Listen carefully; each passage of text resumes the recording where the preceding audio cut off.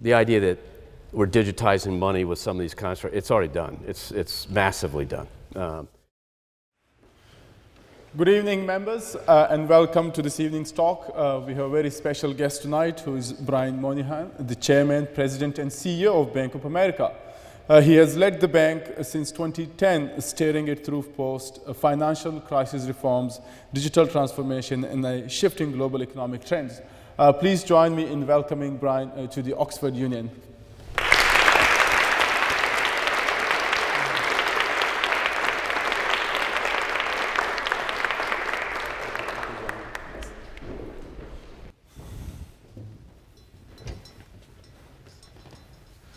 Brian, thank you so much for joining us here this evening. You are in a very significant position of one of the most significant banks. There's quite a few things to discuss, and I want to go straight with, I think, post-financial crisis. The global banking landscape shifted significantly since 2008 financial crisis. And you have also been part of this journey, especially with the Bank of America. And how has the Bank of America evolved in response to especially new regulatory framework? And do you really believe that these measures truly made the financial system safer to prevent another crisis that we saw in 2008? So one, it's great to be here. Thank you for inviting me, and thank all of you for coming. So if you think about the financial crisis, there's a little bit of a misnomer in that people believe it was the banking system. It was actually much broader than that, in that a lot of the enterprises that we are now banks weren't banks before the financial crisis. So Merrill Lynch was an independent company not governed by the banking rules. Morgan Stanley, Goldman Sachs, Bear Stearns, et cetera, in the US, and then likewise around the world. So one of the first regulations that came out was to pull everybody under the tent, and that was a good thing. And then the second major piece that came out was a thing called stress testing. And what stress testing does is assume the financial crisis happens tomorrow without any warning. Do you have capital and liquidity, and can you withstand it? And that's important. The second part was the stress test, the liquidity regime. So all that did make the industry safer. But also, I think by putting a large part under the tent, we were able to get an understanding of what's going on. So each day we file a report that has 10 million cells in it with all the liquidity of the company, and we and all our peers do. So start to think about how much of that goes out. And so there's a lot more monitoring the system, and I think it's successful because of that. Let me try pull this out here. Okay.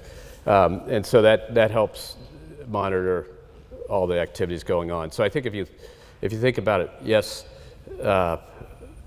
the banking system, the financial system on a global basis didn't help during the financial crisis. But yes, there are a lot of other enterprises which are now part of it. Yes, the response was appropriate to the regulation on liquidity and capital. But what we're in the debate now is, when do you stop 20 years later? Because a lot of people think the financial crisis is 2008. It actually started in 2001, 2, 3, 4, 5, when you had the overlending buildup. And so, 20 years later, you're sort of saying, have we got this balance right? Because the more capital required, the less lending we can do, less economic activity we can promote. The more liquidity required, the less money can be put to use to help the economies grow. And so that's the debate. And so it's not a debate about a level of regulation, it's a debate about, at the end of the trail, have you gone too far? And what do you see as the biggest risk to the global financial system over the next decade, and how do you think the Bank of America is preparing for it? Well, the risk in finance is leverage and borrowing. So if you think about it, in your personal life, you have assets, your bank account, your money in it, your investments. You have liabilities, the money you borrow. What a bank is giving you is the ability to borrow more than your assets typically. If you borrow a home, you don't have that much assets built up.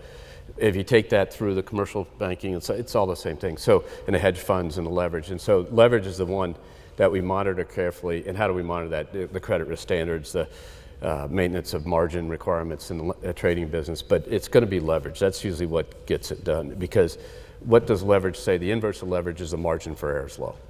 So if enterprise has 10 times leverage or 9 to 1 debt to equity, the margin for error, if they make a little bit less money is eat into their equity pretty fast, and then you have financial distress. So that's the question. So as you look across industry, the household leverage in the consumer side, generally across the world, and particularly in the United States, which has the biggest economy, the biggest amount of consumer debt, is in pretty good shape. The corporate debt's been pretty well managed. There's concerns about private capital and whether it has more leverage and things like that, so we'll see. I also want to touch, following on that, especially we have seen a shift in geopolitics. There is a lot of tension, which also, and any political tension translates to economic tension as well.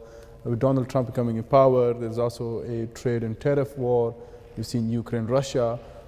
So many things happening. How do these influence decisions on a daily basis in the banking sector? When you wake up as a CEO, you're like, okay, Ukraine, Russia is happening, the war in the Middle East, Trump just imposing tariffs. How do you navigate through those things, and how does the bank's policy evolve on a daily basis when these situations arise? The banking sector will basically reflect the economy around it. Our job is to transmit the economy from one set of clients to the other set of clients. So we take deposits in from a set of clients and we lend the money out to another set of clients. We have a buyer of a security that comes to us and we get it, and we have a seller security that we're taking it away from. So we're transmitting the economy. So when you think about all the debates about tariffs and tax policy, regulatory policy, at the end of the day, if the economy is growing, banks are generally going to be okay, unless the economy gets overheated, and they may be setting up tomorrow's problem, but typically they'll be okay until the economy falls. And so, so if you say, this is hard to describe because we do all this risk analysis and all this stress testing and all this scenario playing and what could go wrong and what could happen.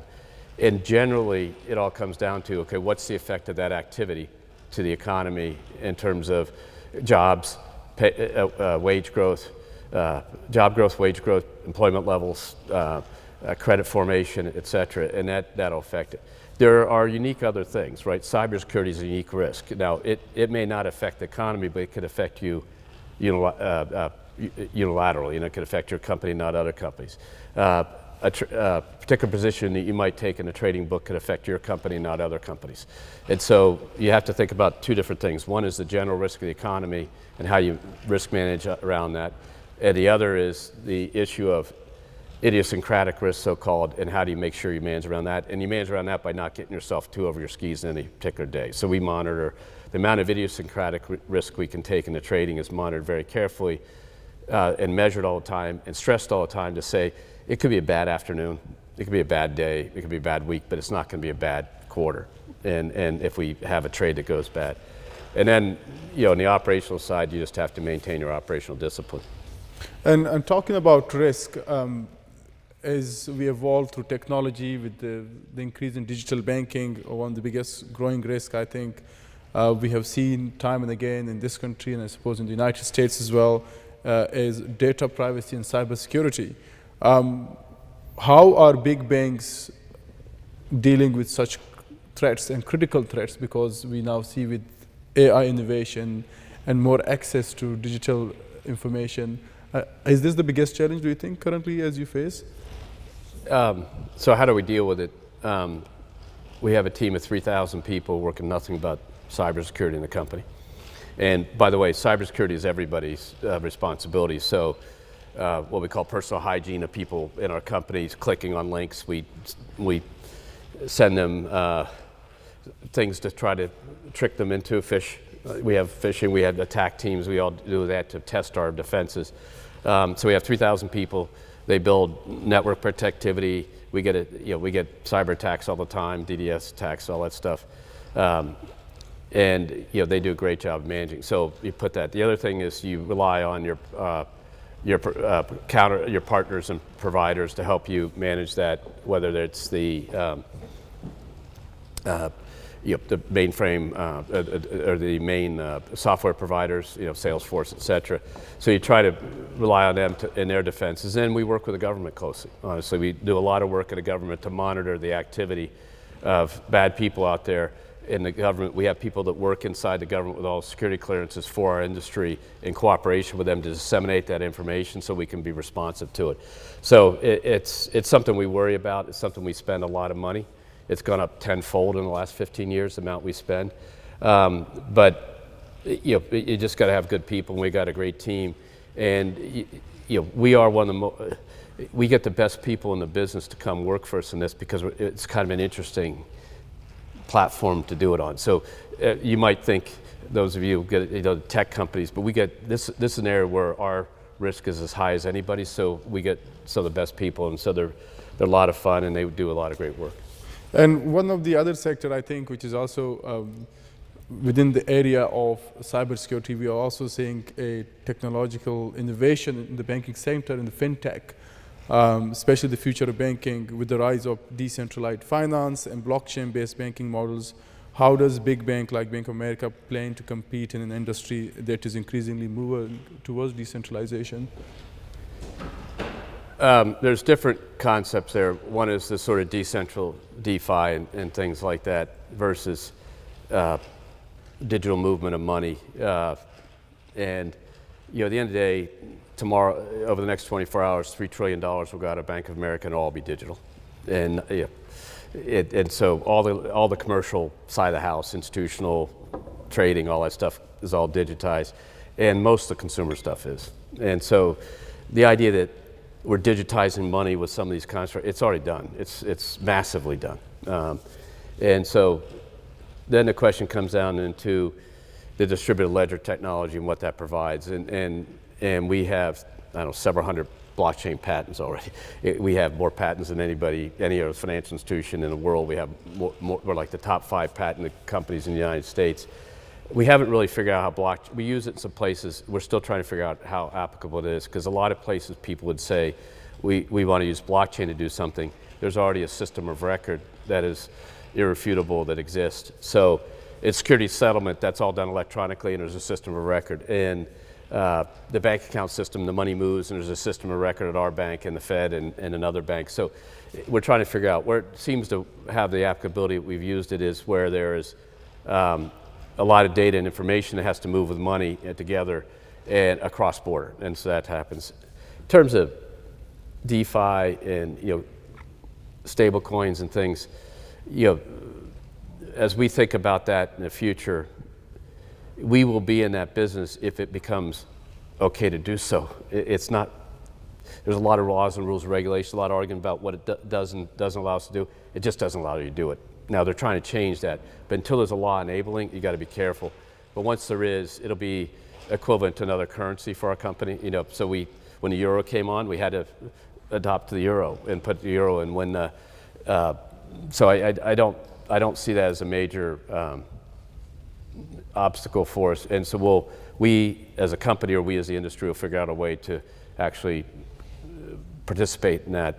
But it won't. The amount of money that moves in-app type of stuff, or the amount of money that moves, is really small compared to the amount of money that moves. So our consumers move about $4.5 trillion through their accounts every year, and so these amounts are not big, but we will have a competency because consumers on vacation in Pakistan, and they eat dinner, and you can pay with a credit card. It's a pretty good system. You can take that piece of plastic anywhere in the world and hand it to people, and people give you stuff.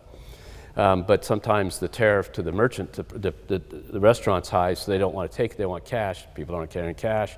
Okay, hit this QR code and pay. We can support that. We support it in the United States already. So the idea is that doing that cross-border, there might be an application there. We're not sure how big it is, but if it gets legal, we can do it. Until it is, we can't. And what about cryptocurrencies? I mean, they were initially dismissed by many traditional banks, but now are being integrated into financial system.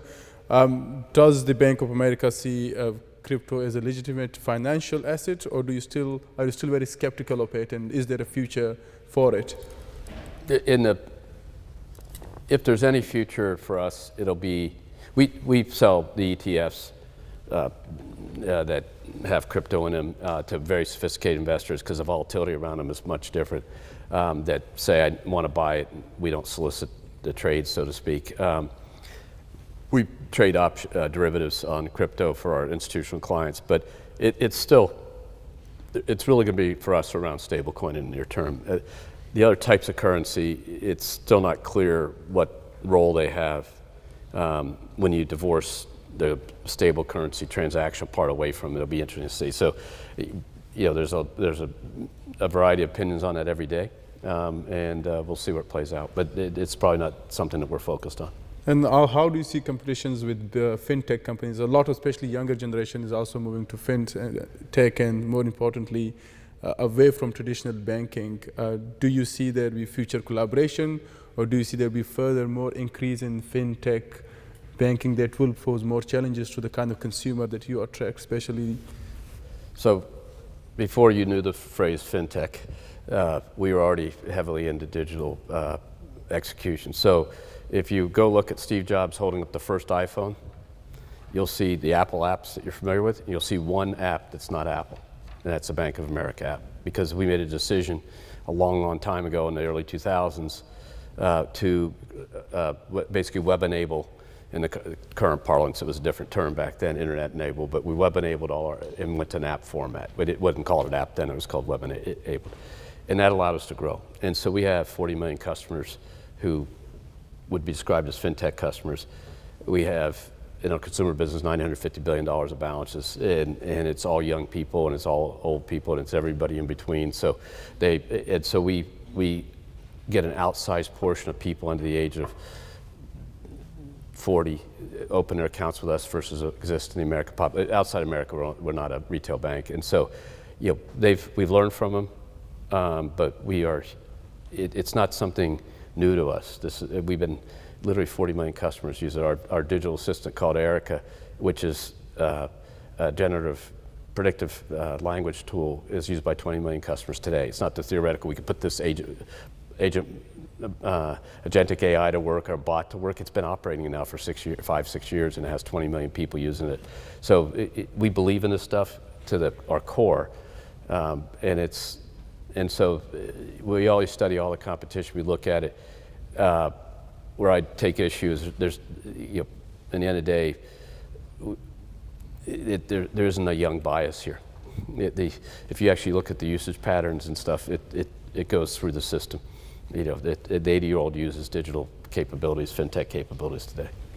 And what do you think is especially banks, who is Bank of America's biggest competition, and how do you try to differentiate? And I'd say the competition, if you think about it, we have 8 lines of business, and we have 4 in the consumer business, mass market, mass affluent, wealthy, 2 wealth businesses, a private bank and a wealth business, and so Merrill and the private bank.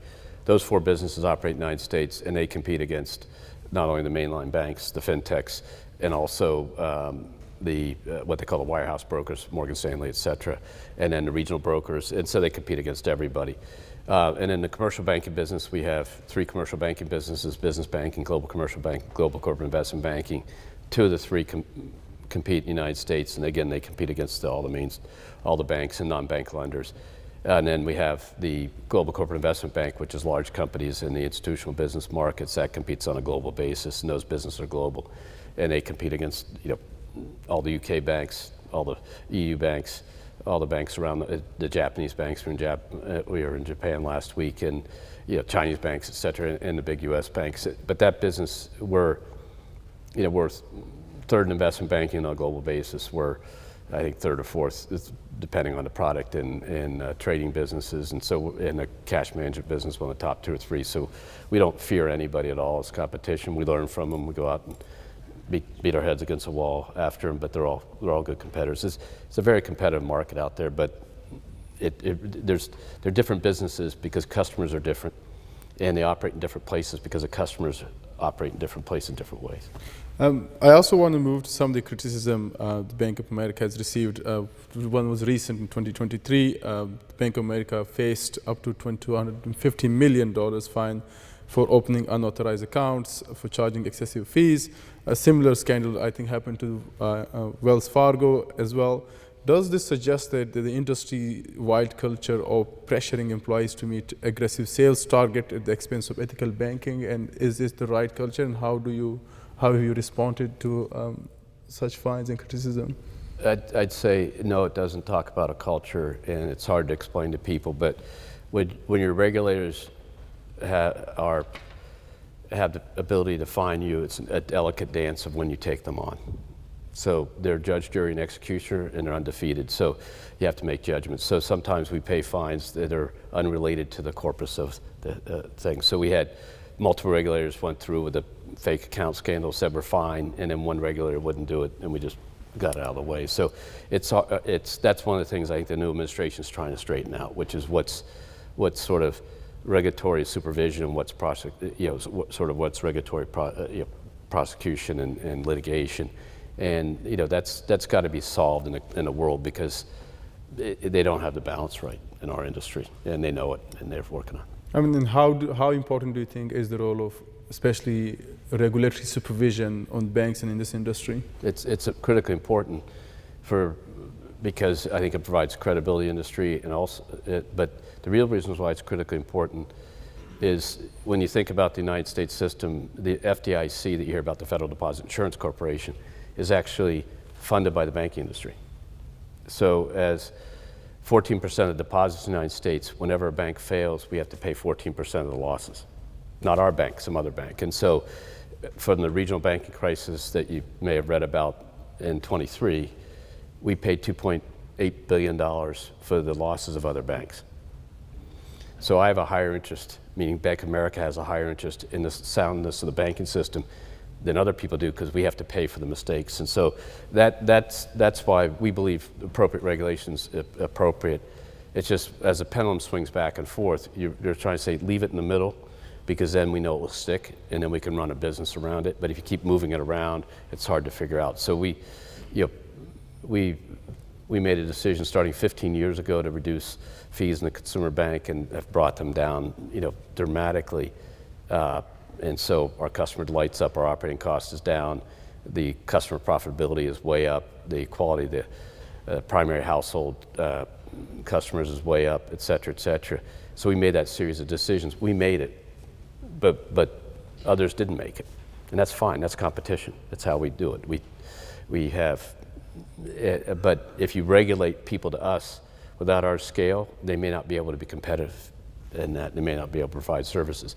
And so I think that's where regulation has to sort of set a bar and a standard, but not get into the competition that goes around. And we didn't do it because of regulators. We did it because we just believe that this is a better way with our brand in a consumer space in America. We had to take our brand to a different place, and it provided great value for the company to do.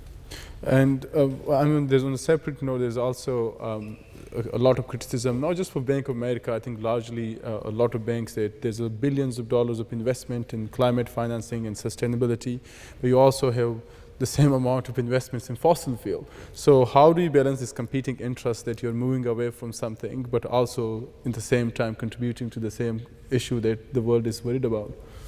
So I think we start with a basic principle that a transition is taking place. Doesn't have to take place. It's actually taking place, and the contribution to that change is by companies declaring what their path is, the net zero. And so we have net zero commitment. 95% of the economies of the world, 95% of the GDP is covered by net zero commitments. 4,000 companies or whatever are covered by it. You can go read the stats. What that sets is a course of action change. But what that doesn't set is that fossil fuels won't be needed today and tomorrow, because it's just impractical. And you saw that happen a little bit in the German situation, getting cut off, and they had to scramble. So the reality is we believe the oil companies are critical to make this transition happen, because they're one of the major investors in clean stuff, in clean energy. And they have the expertise. Carbon capture and storage, they know the topography and how to engineer it. A lot of them are investing heavily in e-fuels. A lot of them are investing in direct air capture. A lot of them investing. So their science helps. And if you push them out, it doesn't really do a lot, because they'll be financed by someone. Each bank only has a small part.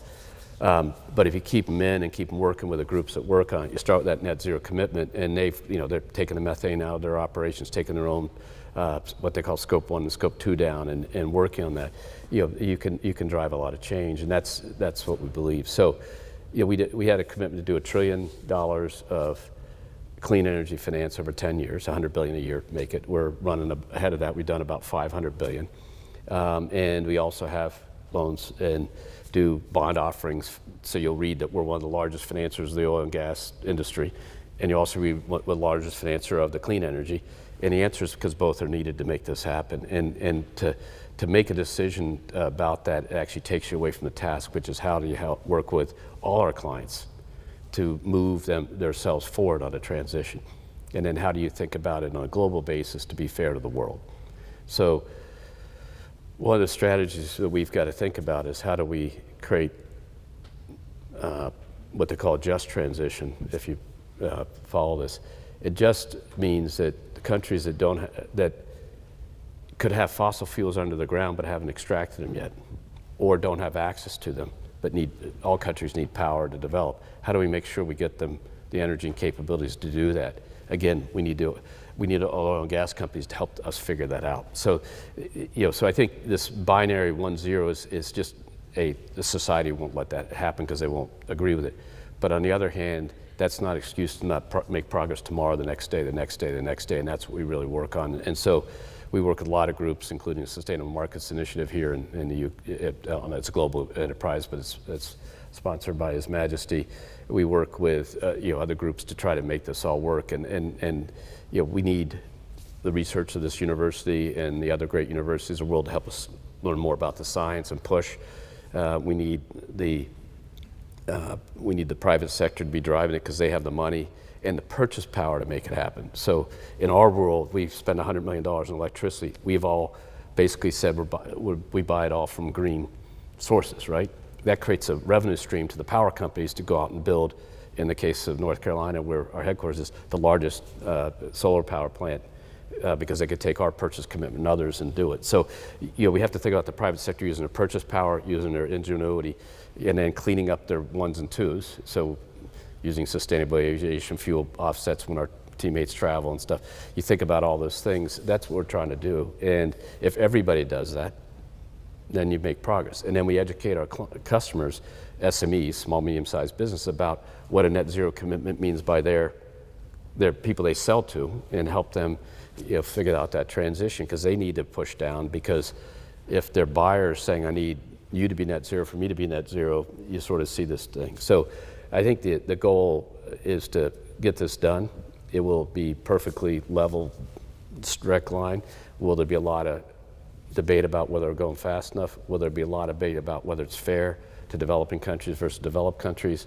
But at the end of the day, I think we believe we're setting a course to lead as a financial institution to the place we need to go, but at the same time make sure we have a lot of energy to power development in developed countries and developing countries that is as priced as appropriately and fairly as it can be, and as clean as it possibly can be, and cleaner every day. And that takes the expertise of those firms, because it's very intricate what they have to engineer to make this happen. And what we have seen, the Trump administration is very skeptical of climate change, and is withdrawing from a lot of the sustainable policies, including from the Paris Agreement. Does their attitude towards climate policies, is it going to influence banking sectors and what you already have put in place in terms of climate financing? Or? No, when in the first Trump administration, we built our practice all during the, so our commitments went from 25 billion of financing maybe 20 years ago to 50 to 350 to 500 to $1 trillion. And each time we did them faster, and that was during all different administrations and all different policies, not only the United States, but around the world. This will only happen if the private sector makes it happen. And the reason why is, again, just it's the innovation we have, the ability to spend money to make something happen and get the economic benefits out of it, i.e. changing our electric sources allows us to reduce our emissions, but also long term it can be cheaper. And we have the volume of dollars. And that's the other thing is if governments regulate and said we're going to do X, that would work, but none of them are able to do that because the citizens won't let them do it, because it turns out to have interesting impacts in life. And so it's going to be the private sector, and that's what I think is interesting about all this. So any this institution's been around a long time, but our company actually is older than this institution, and so it was around when George Washington was president, and it'll be around for many years to come, and so we don't form our opinion by who's the Prime Minister of the UK or who's the Prime Minister of France or we basically try to run the company the right way, and this is that case. Okay, thank you so much for that.